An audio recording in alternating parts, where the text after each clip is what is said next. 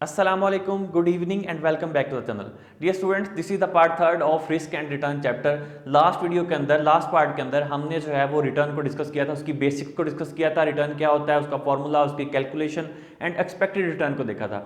आज की वीडियो के अंदर हम रिस्क एंड रिटर्न के रिस्क को फाइंड आउट करने के मेजर को देखेंगे, उसको मेजर किस तरह से करना, उसके टूल्स को देखेंगे। फॉर एग्जाम्पल रेंज को स्टैंडर्ड डेविएशन के साथ, बीटा के साथ, कोफिशिएंट ऑफ वेरिएशन के साथ, इन सब को आज हम देखने वाले हैं कि इसको हम किस तरह से कंप्लीट करेंगे। सो अपने लेक्चर को स्टार्ट करते हैं। Let's begin.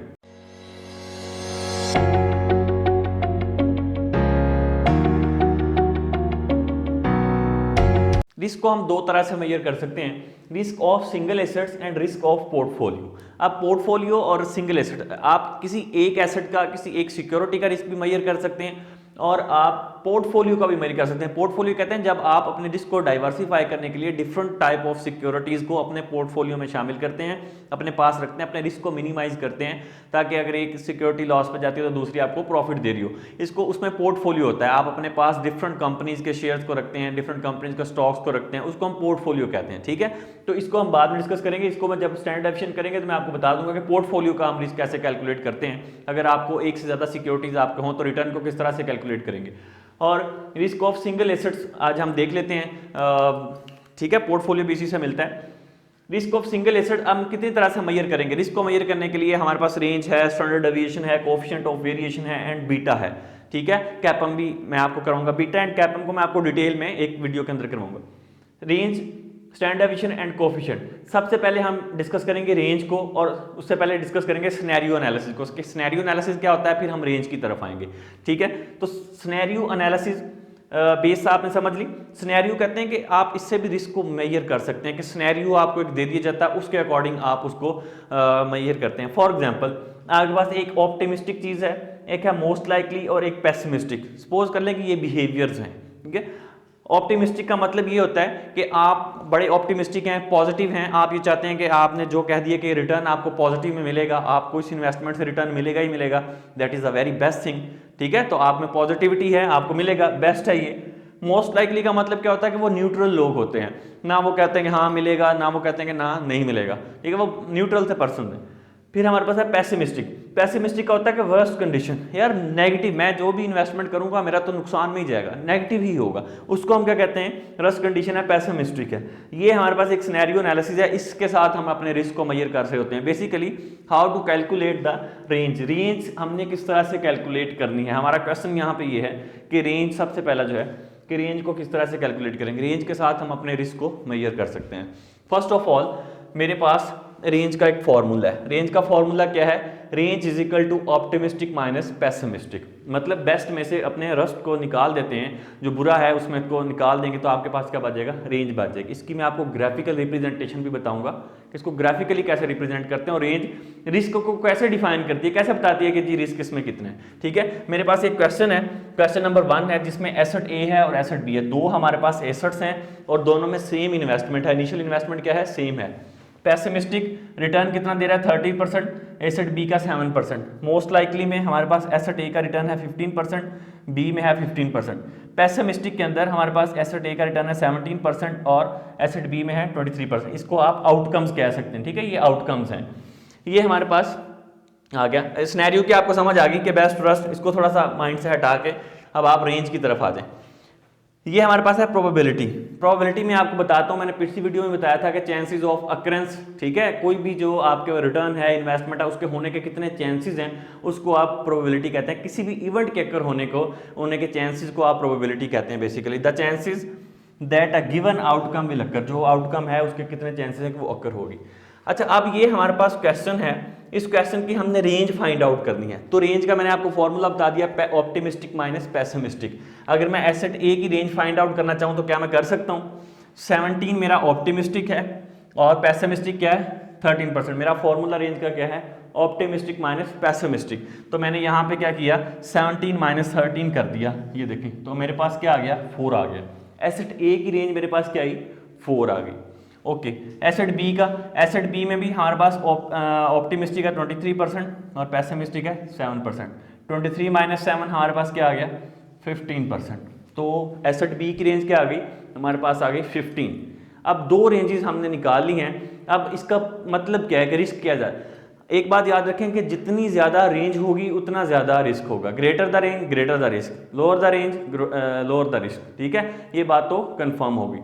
अब अगर मैं ये चाहता हूँ कि आपने देखा होगा कि प्रोबेबिलिटी आपको अगर गिवन हो, क्वेश्चन के अंदर आपको प्रोबेबिलिटी गिवन हो और कहा जाए कि इस रिस्क को, रेंज को आप जो है वो हमें ग्राफ पे शो करके बताएं, बार चार्ट्स पे शो करके बताएं, तो कैसे हम फाइंड आउट करेंगे। सपोज कर लेते हैं यहाँ पे आपको प्रोबेबिलिटी गिवन है, P गिवन है जो कि है 0.25, 0.50 एंड 0.25। मैंने आपको बताया कि ऑलवेज 1 होगी। देखें आप इसको काउंट करें तो ये हमेशा 1 के इक्वल ही होगी। ये प्रोबेबिलिटी आपको गिवन है। ये प्रोबेबिलिटी क्या होती है, मैंने आपको बता दी कि चांसेस ऑफ अकरेंस, इनके अकरेंस होने के कितने चांसेस हैं, that is called the probability. समझ लगी बात। अब हम बार चार्ट पे ये रेंज को शो करके दिखाना चाहते हैं कि रिस्क हमारा कितना है, रिस्क ज़्यादा है या रिस्क कम है, रेंज के फॉर्मूले के साथ। तो यहाँ पे मेरे पास 2 हैं, एक एक्स एक्सिस है, ये वाई एक्सिस है। यहाँ पे मैंने प्रोबेबिलिटी को लिया है, ये मैंने प्रोबेबिलिटी को लिया है, और यहाँ पे मैंने रिटर्न्स को लिया है। ये मेरी प्रोबेबिलिटी है और ये मेरे रिटर्न्स हैं। ये एसेट ए है हमारा और ये हमारा एसेट बी है। हम दोनों की रेंज फाइंड आउट करना चाह रहे हैं कि रेंज क्या है on showing the bar charts. अब सबसे पहला क्या काम करें, यहाँ पे मैंने 4 के डिफरेंस के साथ जो है वो रिटर्न्स ले लिए हैं। ठीक है, 4 के डिफरेंस के साथ रिटर्न्स ले लिए हैं। अब ये हमारे पास रिटर्न है एसेट ए, गौर से देखिएगा इसको। एसेट ए है हमारे पास 13%, प्रोबेबिलिटी कितनी है 0.25। 0.25 ये प्रोबेबिलिटी है, 13 पे चले जाएं, ये 13 है। पहला रिटर्न आपको मिल रहा है, इसका मतलब ये बनेगा यहाँ पे। गॉट इट, एक बन गया। अच्छा, अब उसके बाद आप देखें मोस्ट लाइकली में आपके पास रिटर्न कितना है 15%, प्रोबेबिलिटी कितनी है 0.5। तो 15 कहाँ बनेगा, 13, 14, 15 यहाँ पे बनेगा। ठीक है, यहाँ पे तो 15 यहाँ पे आ जाएगा, ये 50। ठीक है, तो यहाँ पे बनेगा। ओके, फिर ऑप्टिमिस्टिक में 17 रिटर्न मिल रहा है और प्रोबेबिलिटी कितनी है 0.25। तो 17 मिल रहा है तो यहाँ तक आ गई। ठीक है, यहाँ पे अब ये देखें कि ये इसकी जो है ये वाली ये रेंज है, यहाँ से लेके यहाँ तक रेंज है। तो रेंज क्या थी बेसिकली इसकी 4। तो इसका यहाँ से भी आपको शो हो रहा होगा कि ये रेंज को बेसिकली कम दिखा रहा है, मतलब आपकी रेंज कम है। रिस्क इस सिक्योरिटी के अंदर, एसेट ए के अंदर रिस्क जो है वो हमारा कम है। अभी आप बी को देखिएगा, हमारे पास है पेसिमिस्टिक में रिटर्न है 7%। ठीक है, तो यहाँ पे आ गया 7 आ गया 0.25 पे। ओके, फिर है हमारे पास 15%, 15 हमारे पास ये आ गया 50 पे। ओके, फिर हमारे पास पेसिमिस्टिक में 23%, 23 हमारे पास यहाँ पे बन रहा है। तो है कितना ये है 23% 0.25 पे। ये प्रोबेबिलिटी है हमारी और ये रिटर्न। अब आप ये देखें कि यहाँ से लेके यहाँ तक ये क्या है हमारी, ये बेसिकली रेंज को शो कर रहा है। एसेट बी हमारी क्या कर रहा है, इस रेंज को शो कर रहा है। इसको देखें और इसको देखें कि रेंज आपको खुद ब खुद ज़्यादा नज़र आ रही है एसेट बी की। तो यहाँ से पता चल रहा है कि हायर रिस्क है वहाँ पे, उसकी रेंज ज़्यादा है। जिसकी रेंज ज़्यादा होगी उस सिक्योरिटी के अंदर रिस्क ज़्यादा होगा। इट्स अप टू यू, क्योंकि जिस सिक्योरिटी का रिस्क ज़्यादा होता है उसका रिटर्न भी ज़्यादा होता है। जिस सिक्योरिटी का रिस्क कम होगा उसका रिटर्न भी कम होगा। अब ये आप पे डिपेंड करता है कि आप क्या चाहते हैं, किस सिक्योरिटी के अंदर इन्वेस्ट करना चाहते हैं, कौन से बाय करना चाहते हैं, किसकी तरफ मूव आउट करना चाहते हैं। तो रेंज के साथ अगर हमने अपना रिस्क फाइंड आउट करना हो, तो हम एसेट का रिस्क फाइंड आउट करना हो किसी भी सिक्योरिटी का, तो हम इस तरह से करेंगे जो यहाँ पे मैंने सिनेरियो आपको बता दिया है। अब हम दूसरी पे जाने लगे हैं जो कि है हमारे पास standard deviation, that is the most important thing in your lecture. अब हम डिस्कस कर लेते हैं स्टैंडर्ड डेविएशन को। स्टैंडर्ड डेविएशन क्या होता है, ये बहुत ही इंपॉर्टेंट टूल है रिस्क को मेजर करने का, जो कि मैंने आपको बताया था। अब क्या है कि स्टैंडर्ड डेविएशन जो है ये टोटल रिस्क को मेजर करता है। ठीक है, ये जो एक हमने पढ़ा हुआ है कि डाइवर्सिफाइएबल रिस्क होता है, सिस्टमैटिक रिस्क होता है, नॉन डाइवर्सिफाइएबल रिस्क, उसको ये मेजर नहीं करता, सिर्फ ये टोटल रिस्क को मेजर करता है। ठीक है, लेकिन टूल है स्टैंडर्ड डेविएशन का मेजर करने का, इसका फॉर्मूला भी है, इसकी डेफिनेशन भी है। Standard deviation is the measure of the risk that an investment will fluctuate from its expected return. Risk को मेजर किया जाता है कि अगर किसी इन्वेस्टमेंट का रिस्क ज्यादा है तो उसका रिटर्न भी ज्यादा होगा, और अगर कोई इन्वेस्टमेंट का रिस्क कम है तो उसका रिटर्न भी जो है वो कम होगा। तो रिस्क को मेजर करते हैं ताकि हम अपने रिटर्न को फाइंड आउट कर सकें, इसलिए हम स्टैंडर्ड डेविएशन को यूज करते हैं। अभी यहाँ पर मैंने एक स्टैंडर्ड डेविएशन का फॉर्मूला लिखा हुआ है। इस फॉर्मूला ये वाला साइन जो है इसको हम डिनोट करते हैं, इसको कहते हैं कि सिग्मा, इसको सिग्मा कहते हैं, और ये स्टैंडर्ड डेविएशन का साइन है। Is equal to standard deviation is equal to या sigma is equal to summation n is equal to under root summation R minus R bar का square multiply by P, P is the probability, ठीक है, probability of return, कि उस return के occur होने के कितने चांसेस हैं, उसको हम प्रोबेबिलिटी कहते हैं। ये हमारा फॉर्मूला है जिसके साथ हमने क्वेश्चन करने हैं। लेकिन कीप इन माइंड दैट मैंने आपको पहले बताया था कि ये जो स्टैंडर्ड डेविएशन मैं आपको करवा रहा हूँ ये वो है जिसमें प्रोबेबिलिटी आर नॉट सेम, ये उसका फॉर्मूला है जिसमें हो प्रोबेबिलिटी आर नॉट सेम।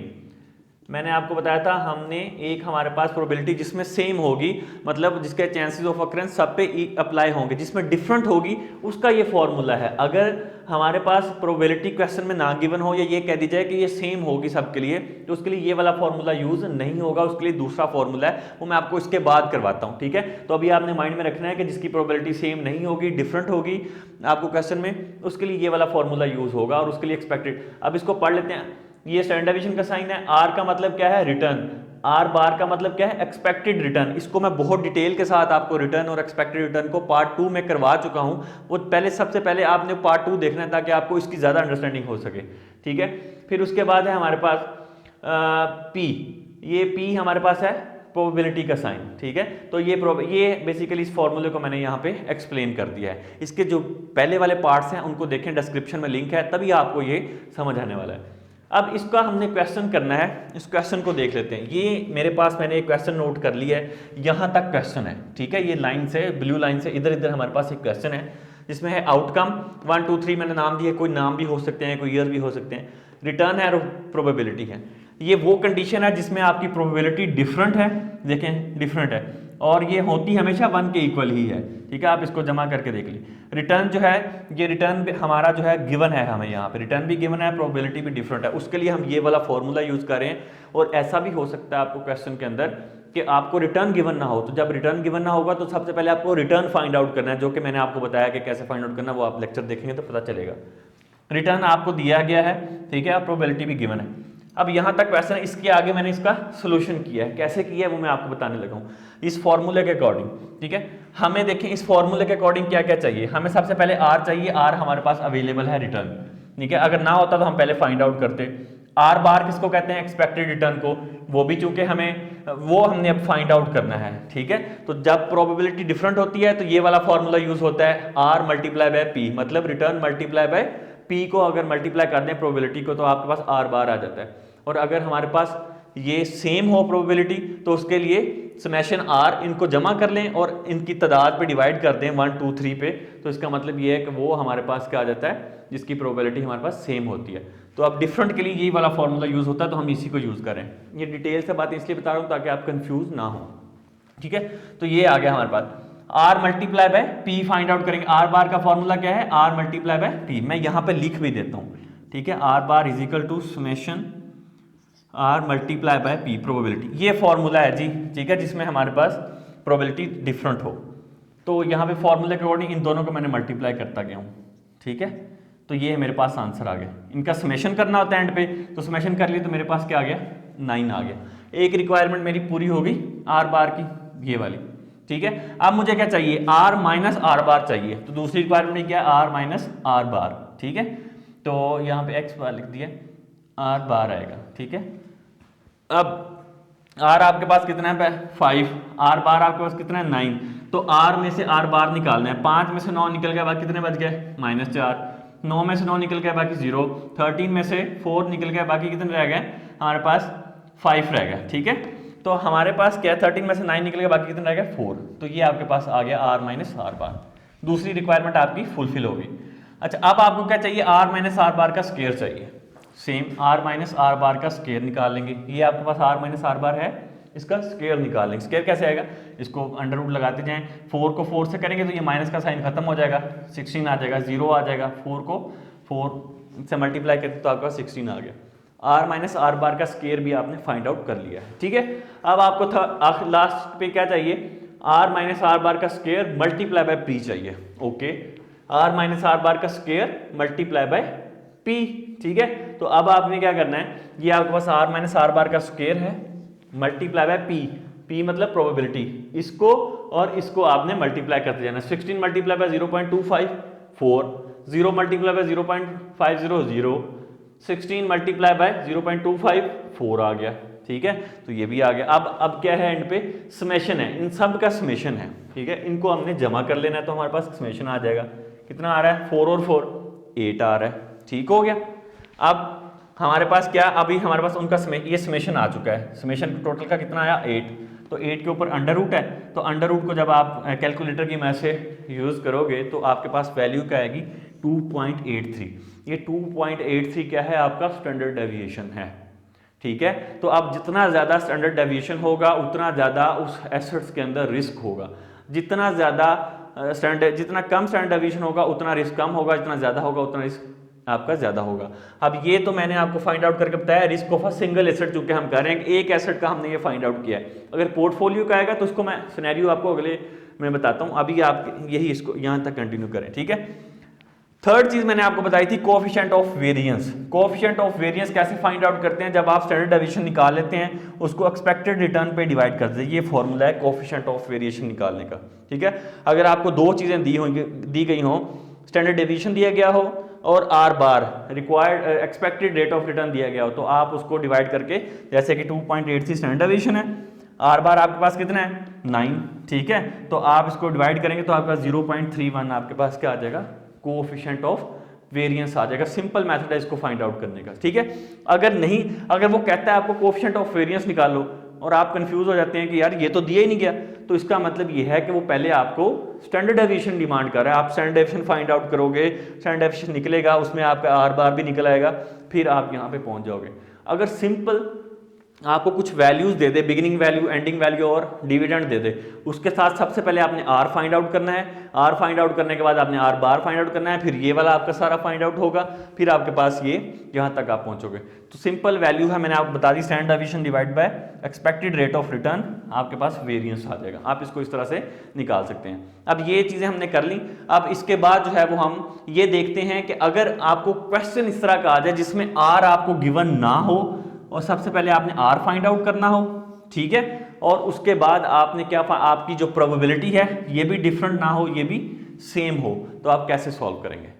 अब हम डिस्कस कर रहे हैं कि अगर प्रोबेबिलिटी आपकी सेम हो तो फिर स्टैंडर्ड डेविएशन को किस तरह से फाइंड आउट करेंगे हम, ठीक है। तो फिर अगर आपकी प्रोबेबिलिटी हमारे पास सेम होती है तो उसका, अगर आपको क्वेश्चन के अंदर ये कहा जाता है, एग्जामिनर आपको ये कहता है कि प्रोबेबिलिटी जो है वो आपकी वो सेम है, जितना भी आपका स्टॉक है उस पर इक्वल अप्लाई हो रही है, उसमें कोई चेंज नहीं है कि डिफरेंट नहीं है, ठीक है, चांसेस ऑफ अकरेंस सबके सेम है, तो फिर हमारे पास स्टैंडर्ड डेविएशन का फॉर्मूला थोड़ा सा चेंज हो जाता है। वो फॉर्मूला क्या है, standard deviation is equal to summation R minus R bar का स्क्वायर डिवाइडेड बाय n-1। फिर हम मल्टीप्लाई नहीं करते प्रोबेबिलिटी को, क्योंकि हमारे पास ये वाला फॉर्मूला होता है, ठीक है। तो इस फॉर्मूले के साथ हम तब करेंगे जब हमारी प्रोबेबिलिटी सेम होगी। क्वेश्चन के अंदर आपको वो कह देगा कि प्रोबेबिलिटी सेम है, ये आपको गिवन ही नहीं है, वो सब पे इक्वली अप्लाई हो रही है, ठीक है। जैसे मैंने अभी एग्जाम्पल कराई थी उसमें डिफरेंट थी, तो उस सिनेरियो में हमने स्टैंडर्ड डेविएशन को दूसरे फॉर्मूले से किया था।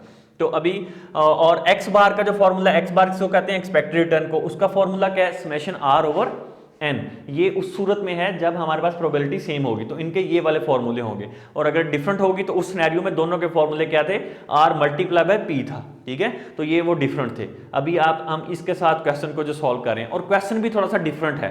क्वेश्चन डिफरेंट क्या है कि अगर आपको क्वेश्चन के अंदर r भी गिवन नहीं है तो आपने स्टैंडर्ड डेविएशन फाइंड आउट करना, वो कहता है स्टैंडर्ड डेविएशन फाइंड आउट करके दो, तो इसका मतलब आपको सबसे पहले r फाइंड आउट करना है, और r फाइंड आउट करने के लिए उसने कुछ डाटा दे दिए, ईयर दे दिए, बिगिनिंग वैल्यू दे दी, एंडिंग वैल्यू दे दी और डिविडेंड्स दे दिए। तो मैंने आपको पार्ट सेकंड के अंदर रिटर्न को कैलकुलेट करने का, आर को कैलकुलेट करने का फॉर्मूला बताया था, जो कि था आर इज इक्वल टू सी मतलब cash flow plus cash flow dividend को कहेंगे, प्लस पीटी का मतलब है बिगिनिंग वैल्यू, पीटी माइनस 1 का मतलब है पीटी का मतलब है एंडिंग वैल्यू, और पीटी माइनस 1 का मतलब है beginning value, divide by PT minus 1 मतलब बिगिनिंग वैल्यू को, ठीक है, ending minus beginning divide by beginning value. इस फॉर्मूले के साथ हम इसको पहले आर फाइंड आउट करेंगे, उसके बाद मैं आपको बताता हूं करना क्या है, ठीक है। तो आर सबसे पहले फाइंड आउट करने के लिए हमने ये 2014 ईयर है, इसका आर फाइंड आउट कर रहे हैं। इस फॉर्मूले में पुट कर रहा हूँ, सीटी कितना है, डिविडेंड कितना है 3.50, ठीक है, हमने लिख लिया। फिर हमारे पास एंडिंग वैल्यू क्या है 36.5, ये लिख ली हमने। फिर हमारे पास बिगनिंग क्या है 35.0, ये लिख ली हमने, ठीक है। यही क्वेश्चन मैंने आपको रिटर्न का पार्ट सेकंड में भी बताया था कैलकुलेट करना। तो डिवाइडेड बाय बिगिनिंग वैल्यू 35.0, तो हमने इसको कंप्लीट किया तो हमारे पास क्या गया 14.3%। सेम केस में हमने 2015 में किया, ये हमारे पास डिविडेंड था, ये एंडिंग वैल्यू ये बिगिनिंग हमने लिख के इसको 4.1 फाइंड आउट कर लिया। फिर 2016 में भी हमने सेम फार्मूला में पुट करके ये चीज़ें, ठीक है, हमने 13% फाइंड आउट कर लिया है। ये देखें ना, 4 हमारा डिविडेंड, एंडिंग वैल्यू हमारे पास 35 और 34.50 हमारे पास क्या है बिगिनिंग वैल्यू डिवाइड बाय 34.5, तो हमारे पास ये 13 आ गया। ये हमने अब रिटर्न फाइंड आउट कर लिया 2014, 15 और 16 ईयर का, ठीक है। जब हमने रिटर्न फाइंड आउट कर लिया तो इसका मतलब क्या है कि अब हमारे लिए आर बार को फाइंड आउट करना ईजी हो जाएगा, ठीक है। अब आर बार को फाइंड आउट कैसे करने हैं, फॉर्मूला मैंने आपको बता दिया। आर बार का क्या फार्मूला था, समेशन आर ओवर एन। तो समेशन इसका मतलब क्या है कि इनको जमा कर लेंगे, इन तीनों को हम जमा किया तो 31.4 हमारे पास आ गया, ठीक है। और डिवाइड किस पे करना है, n पे डिवाइड करना है। तो n हमारे पास कितना है 1, 2 एंड 3 ईयर्स, तो 3 पे डिवाइड किया तो ये देखें 31.4 divide by 3 is equal to 10.5।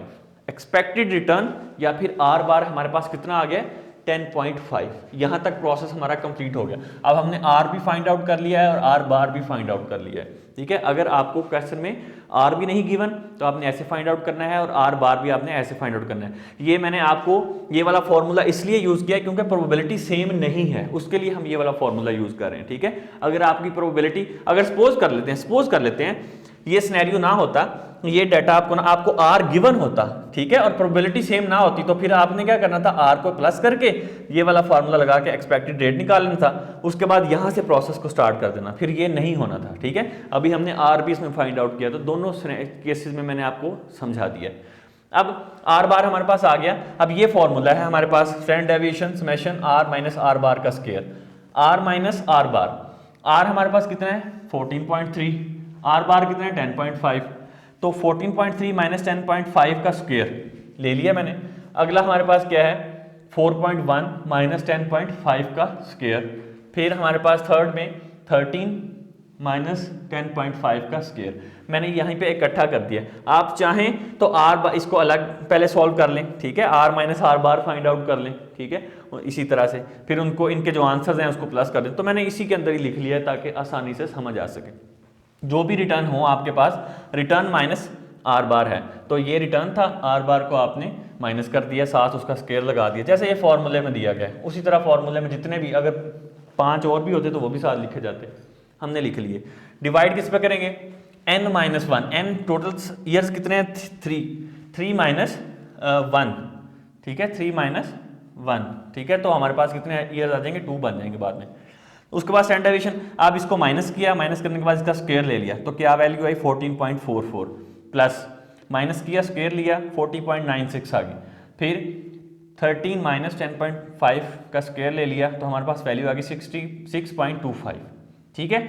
n minus 1 किया, 3.1 माइनस 1 किया तो हमारे पास क्या वैल्यू आ गई 2 आ गई। यहाँ तक कंप्लीट हो गया। अब इनको प्लस कर लेंगे, प्लस करने के बाद 2 पे डिवाइड कर देंगे, वैल्यू क्या आएगी 30.825, ठीक है। अब इस वैल्यू का हमने क्या लिया, स्क्वायर रूट ले लिया आपके कैलकुलेटर की में से, तो वैल्यू हमारे पास क्या आ गई 5.6, that is called the standard deviation.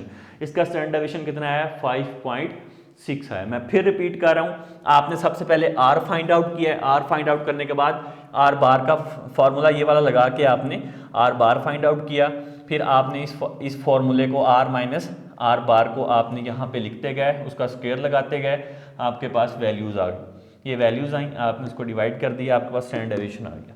आपने यहाँ पे स्टैंडर्ड डेविएशन फाइंड आउट कर लिया। जितना ज़्यादा स्टैंडर्ड डेविएशन उतना ज़्यादा रिस्क, जितना स्टैंडर्ड डेविएशन कम उतना कम रिस्क होता है।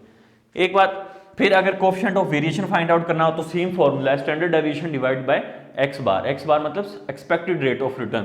तो आपके पास स्टैंडर्ड डेविएशन कितना आया 5.6, एक्स बार कितना था एक्सपेक्टेड रिटर्न 10.5, ठीक है, तो 5.6 डिवाइड बाय 10.5 आपके पास क्या आ गया 0.53। तो आपने कोएफिशिएंट ऑफ वेरिएशन भी इस तरह से फाइंड आउट कर लिया।